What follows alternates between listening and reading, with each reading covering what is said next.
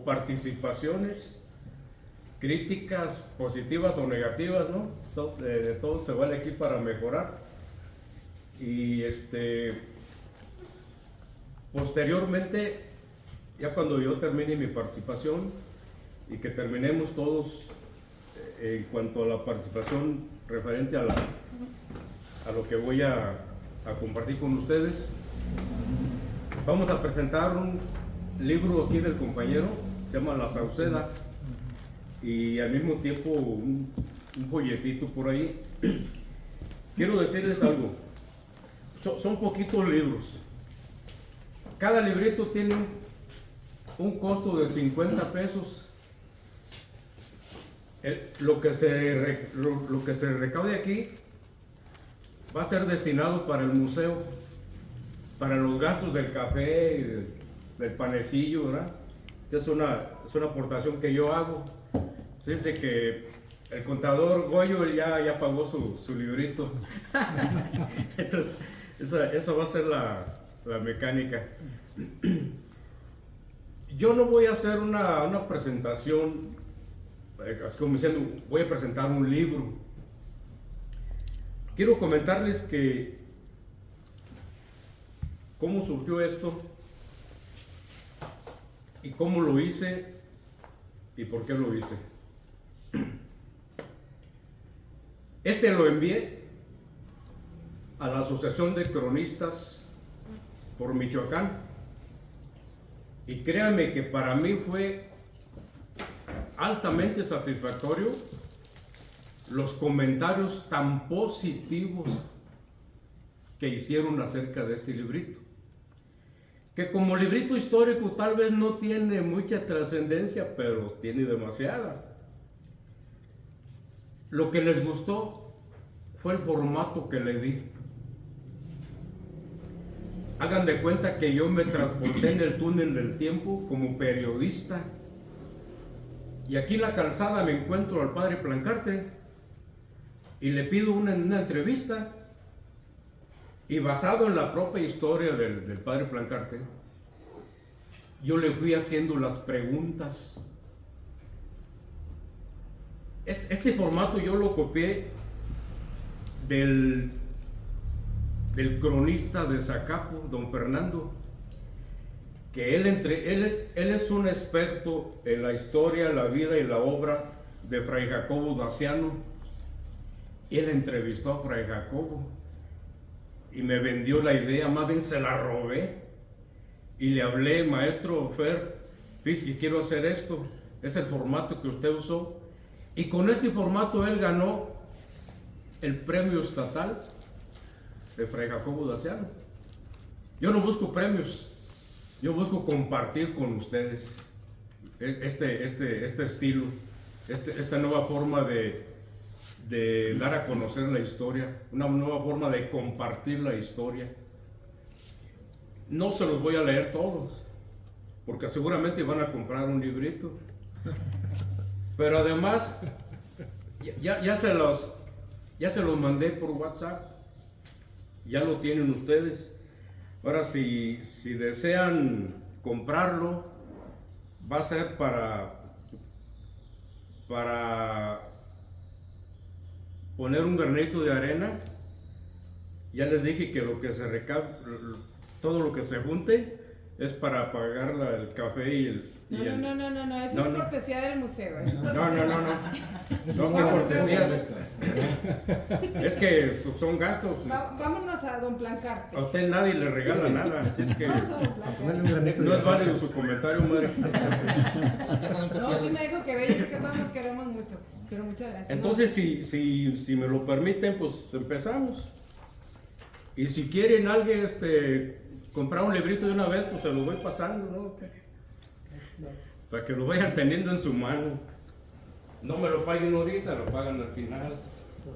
Pero me lo pagan. Cómodas mensualidades.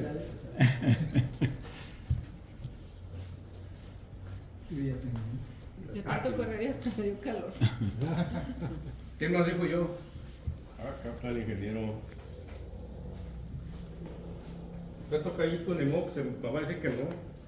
Y el que no traiga dinero se lo fiamos. Eso no hay problema tampoco. La cosa es que se caben. Quedan 13, el que guste. Cuando quieras. Pásale a mi estimado Dani. Estés. Quiero Surgida decir de algo que ustedes ya atrevida saben. imaginación. Para mí, Entrevista con el padre José Antonio el Plancarte padre y José Bastida, Antonio Plancarte y la Bastida Arturo Ceja Arellano. ha sido uno de los más importantes benefactores del pueblo de Jacona, espiritual y materialmente hablando, por la gran diversidad de obras que él hizo, la evangelización, la educación, pero sobre todo la construcción de edificios. El Palacio Municipal tan hermoso que ustedes ven ahí es una réplica, es una copia de una universidad, y ahorita se me olvida el nombre, Santa María de Inglaterra. Entonces, él construye ese edificio. Él se encarga mucho también de lo que fue la construcción del santuario Nuestra Señora de la Esperanza. El tranvía.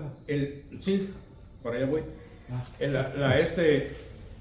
El Colegio San Luis Gonzaga, donde estudió Amado Nervo, y muchísimas personalidades más del mundo católico, de hijos de hacendados, mucho personaje de Zamora estudió acá. Nada más que nos clavamos nada más en Amado Nervo y no nos ponemos a investigar qué otros personajes, sacerdotes, obispos, estudiaron en el Colegio San Luis Gonzaga, que posteriormente. ¿Y por qué San Luis Gonzaga? San Luis Gonzaga, porque fue donde se ordenó como sacerdote el padre Plancarte, por allá por aquellos rumbos de España, ¿no? Y después la construcción del tranvía, tranvías que fueron traídos también de Inglaterra, inclusive los rieles, todo eso. Y el día que me lo encuentro en la historia es precisamente el día en que estaban quitando los rieles, porque era el último día que circulaban ya los... Es una historia grande, ¿por qué quitaron los rieles? Si iba a ser la carretera nacional, y bueno, es un show, ¿no? Y ahí empieza el origen de la entrevista. Si me lo permiten, pues les voy a leer un poquito. Voy a leer un poquito para dar tiempo a la... Dice, entrevista creada por la imaginación en un ambiente de nostálgicos ayeres, donde el esfuerzo se enfocaba en la evangelización, apoyándose en la sociedad en la necesidad de creer en algo, en alguien para ir en busca de la salvación, puntualizando los pasos dados por personajes como el padre José Antonio Plancarte. Madre, su libro. Ah, sí, yo los tengo. Pero, a ver. Plancarte y la Bastida, cuyas obras atrajeron a Jacona a personajes como el poeta Nayarita Amado Nervo, quien aprendió sus primeras letras en el Colegio de San Luis Gonzaga, conocido ahora como Colegio Plancarte, así como las mujeres que estudiaron en colegios e internados. Una entrevista con la que se busca precisar y puntualizar los pasos de uno de los más grandes benefactores de Jacona. Es un conjunto en confluencia entre el periodismo, la crónica y la historia. Los datos acerca del personaje fueron extraídos del libro Jacona de Plancarte, editado y publicado en la ciudad de Guanajuato en el mes de marzo de 1957 por el periodista, historiador y laureado poeta japonense Daniel Cárdenas Cuevas. Fotografías facilitadas por el Museo Plancartino de Jacona, dirigido por la Madre Socorro Garay. Es una obligación de todos los escritores del mundo dar crédito al lugar de donde se extraen los datos, porque si no, se trata de un plagio, como el que estamos viviendo, ya sabéis dónde.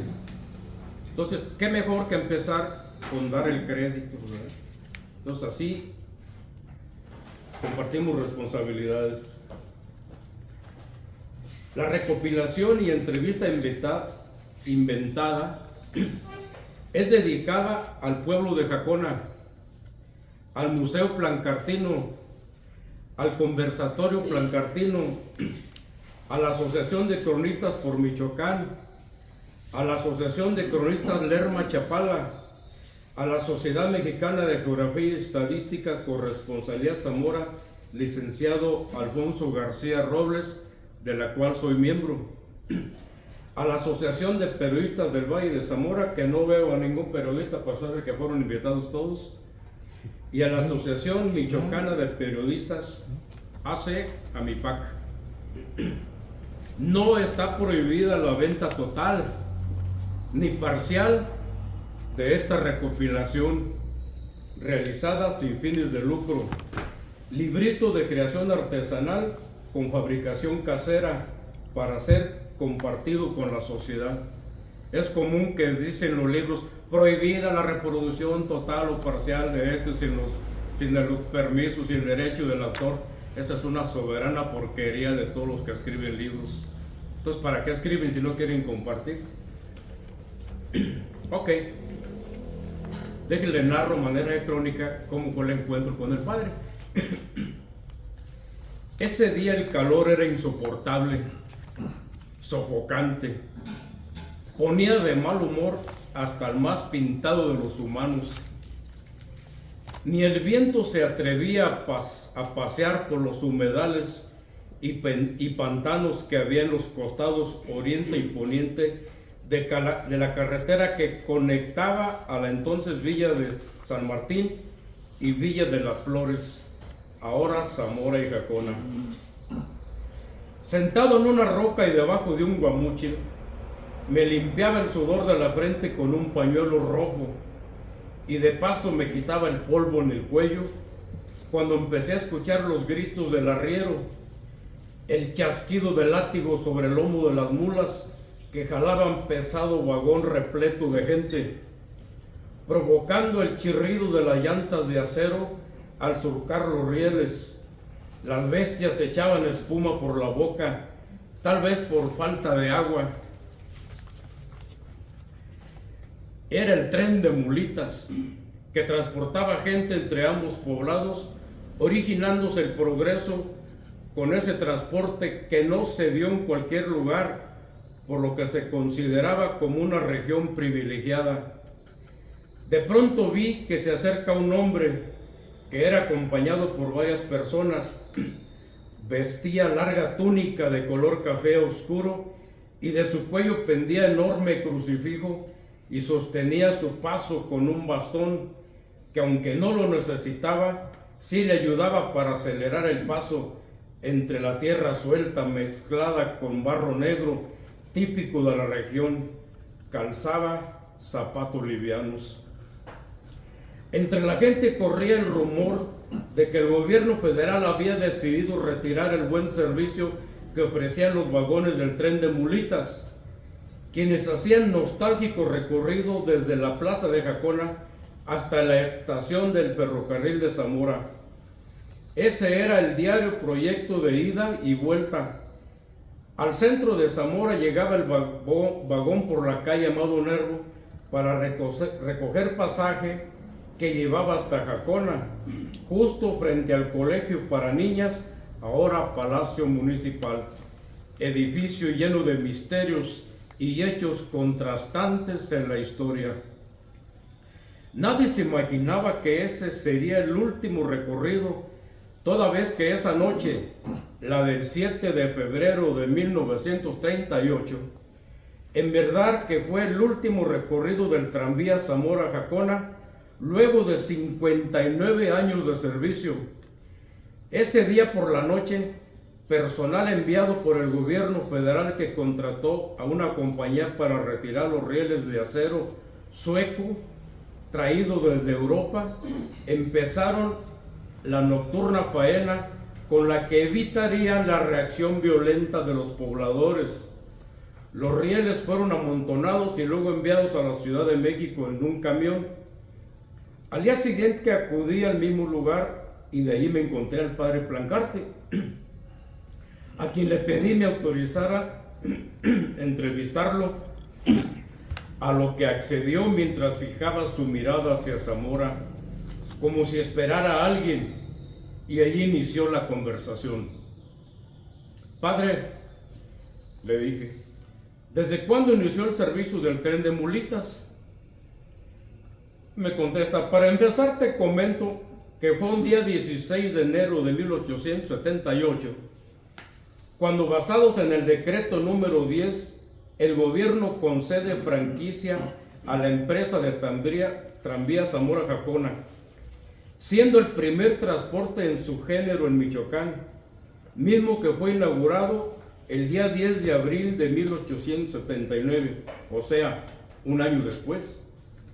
Y el viaje redondo por persona inicialmente tenía un costo de medio real. Haber sido un billetote, ¿verdad? ¿Quién fue el primer administrador del tranvía? Fue el francés Maurice Bucheri. ¿Se inició el servicio hasta la estación del ferrocarril de Zamora? No, antes era de plaza a plaza, pero luego se extendió hasta la estación del tren porque era mucha gente que iba a tomarlo para dirigirse a Los Reyes o a Yurécuaro y de ahí a Guadalajara, por lo que era una gran demanda su extensión de servicio. Por esa razón, continuó, el día 10 de junio de 1899 fueron inauguradas las vías que atravesaban toda la ciudad de Zamora. Era el día 28 de abril de 1938, cuando trabajadores contratados por una compañía para el gobierno federal empezaron a cortar lo que era la luneta, razón por la que le pregunté, ¿por qué lo hacían? Me dijo que era para dar paso a la carretera nacional que pasaría por el centro de muchos poblados, toda vez que el gobierno de Michoacán pretendía beneficiar principalmente a textileros, productores del campo, artesanos, entre otro tipo de población activa.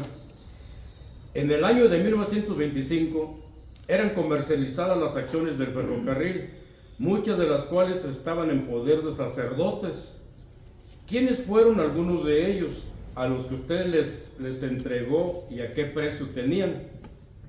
Sí, dice, había mucho movimiento en ese sentido y realmente necesitábamos de alguna forma recuperar la inversión, y uno de esos movimientos se hizo el 21 de julio de este año en la ciudad de Durango, ante el notario público licenciado Rafael Favela Peiber. Compareció el señor don Francisco Mendoza y Herrera, arzobispo de Durango, para conferir poder especial, pero amplio, cumplido y bastante, a su sobrino, el señor don Francisco Mendoza y López, residente de Zamora, para que vendiera las acciones con valor de 500 pesos del ferrocarril Zamora-Jacona, lo cual fue avalado por Esteban Fernández, entonces gobernador de Michoacán. ¿Pagaron impuesto por ellos? Por supuesto, se pagaba al gobierno estatal la cantidad de 3 pesos con 60 centavos por la validación de firmas. ¿Usted ya había pensado establecer la venta de concesiones en algún testamento? Así fue. Y en él establecí mediante una escritura que la acción del ferrocarril Zamora-Jacona tiene un valor de 1,000 pesos, la cual fue cedida en favor de una testamentaria cuyo nombre me reservé. ¿Cuándo queda establecido legalmente la cesión de poder de Francisco Mendoza López en representación del obispo de Durango? el 20 de septiembre de 1925. Ya entrados en pleno diálogo, y mientras me ofrecía un trago de fresca agua que portaba en un guaje, se me ocurrió preguntarle: Padre José Antonio, ¿dónde y cuándo nació usted? Me responde: nací en la capital de México un 23 de diciembre de 1840, a donde habían acudido por cuestiones de negocio mis padres, don Francisco Plancarte y la señora Gertrude Labastida, ambos descendientes de pobladores de Valladolid, hoy Morelia, pero avecindados en Zamora, donde di mis primeros pasos una vez que regresó a este lugar, donde dio inicio su instrucción escolar. Empecé en Zamora, pero después me llevaron a Morelia y de allá a Guadalajara, pues mis padres siempre buscaban para mí educación de calidad, que por fortuna encontré en esos 3 lugares. Fue en Guadalajara, continuó, donde concluí los estudios primarios mediante un examen público que tuvo lugar en el año de 1851. Los estudios que lo llevaron a la ordenación sacerdotal, ¿dónde los realizó? Esa preparación la efectuó en el Seminario Mayor de Morelia, cuyo rector era mi tío, el señor canónigo y licenciado don Pelagio Antonio de la Bastida y Dávalos, hermano de mi señora madre.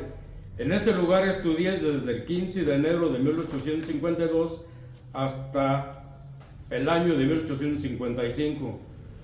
¿Y dónde más estudió sacerdocio? Fue precisamente en 1855 cuando nombraron a mi tío obispo de Puebla, llevándome con él para ingresarme en el seminario de aquel obispado. Pero duré poco tiempo porque yo no quería ni ser sacerdote, ni médico, ni licenciado.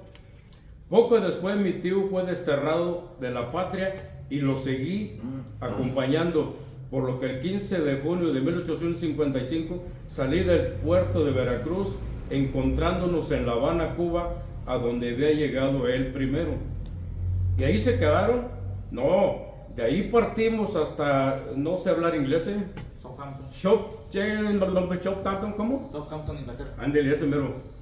Inglaterra, a donde llegamos el 13 de agosto de 1855, y de ahí viajamos a Londres, donde permanecimos cerca de 7 años, junto con mi hermano Luis, con quien estudiamos en el internado en el Colegio de Santa María de Oscott, de gran prestigio, y donde estudiaba la aristocracia de Inglaterra, para luego ingresar al seminario de Birmingham, el 25 de agosto de 1855. Ahí se preparaba a la aristocracia británica para médicos, abogados, diplomáticos, marineros, pero a él le nació la vocación sacerdotal. Tengo entendido que viajó usted a Jerusalén. Sí, lo hice con mi tío, el señor obispo don Pelagio Antonio Labastida y Dávalos, con quien salí de Oscott el 19 de mayo de 1962, y donde inició los estudios teológicos para entrar de lleno a la ordenación sacerdotal. ¿Y dónde inició los estudios tecnológicos para entrar de lleno? Son vendedores a la ordenación o cobradores sacerdotal. Eso los efectuó en la Academia Eclesiástica de Nobles en Roma. ¿Y cómo fue que recibió las órdenes sagradas? El 25 de marzo de 1865 recibí la primera tosura y órdenes menores denominada Fiesta de la Asunción. El 1 de abril de subdiácono, el día 28 del mismo mes de diácono y el domingo de la Santísima Trinidad, el 11 de junio de presbiterio. Su primera misa, ¿cuándo la celebró? Fue una tarde memorable, el 13 de junio, día de San Antonio, sobre el sepulcro de San Luis Gonzaga. De ahí le vino la idea de darle el nombre de San Luis Gonzaga al actual Colegio José Antonio Plancarte y Labastida, en la iglesia de San Ignacio en Roma. recuerdo que hice ahí solemnes juramentos de servir a mi patria, salvar almas y llevar jóvenes a Roma para que se educaran en la cuna de la cristiandad. Y pues bueno, me falta aquí como la mitad de lo que leí, y yo considero que mejor se lo dejo para que ustedes sigan leyendo. Pues aquí al final nada más pongo que el padre José Antonio Plancarte y la Bastida, y esto para no enfadarnos, falleció un 26 de abril de 1898 a los 57 años de edad. Harán ya 125 años. Y al final digo, Jacona fue evangelizada primero por frailes franciscanos. Fíjese bien, frailes franciscanos, por Fray Jacobo Daciano en 1543 y posteriormente por agustinos. Fray Sebastián de Trasierra en 1554 llegó él, a quien la historia le atribuye la fundación de Jacona el 5 de noviembre de 1555. Entonces aquí para mí la pregunta, y son cosas, es algo que estoy investigando de una forma más profunda, ¿en qué año fue fundado Jacona? ¿En 1543 o en 1555? Estamos trabajando en eso y espero encontrar documentación que me permita escribir un libro para hablar más sobre la fundación. Y quiero comentarles que este trabajo no se concentra simplemente en Jacona, sino que se concentra en Zamora y en todos los municipios michoacanos, porque Zamora tiene una fecha de fundación y que tiene bases muy sólidas que parten a raíz de la construcción de lo que fue ¿cómo se llama? El fortín. Vaya. Sí, es una muralla, un fortín, y ahí inicia lo que fue la verdadera fundación de Zamora, que después, ya cuando mucha gente me dice que por qué Zamora tiene tanta más importancia que Jacona, precisamente porque toda la gente, los hacendados y todo, se asentaron precisamente alrededor de ese fortín, buscando la protección